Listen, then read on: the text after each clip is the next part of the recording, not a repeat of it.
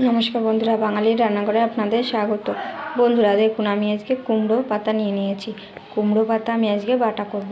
প্রথমে আমি কুমড়ো পাতাগুলো ধুয়ে কেটে নেব। আপনারা পুরো ভিডিওটা দেখতে থাকুন।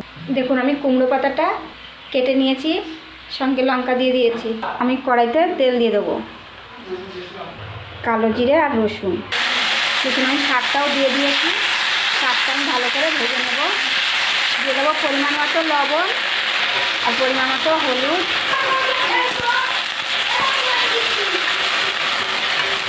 ভালো করে এটাকে ভেজে নেব। দেখুন, আমি শাকটা ভেজে নিয়েছি ভালো করে। আমার শাকটা ভালো করে ভাজা হয়ে গেছে। এবার আমি নামিয়ে নেব। দেখুন, শাকটা আমি নামিয়ে নিয়ে এসেছি। এবার আমি বেটে নেব।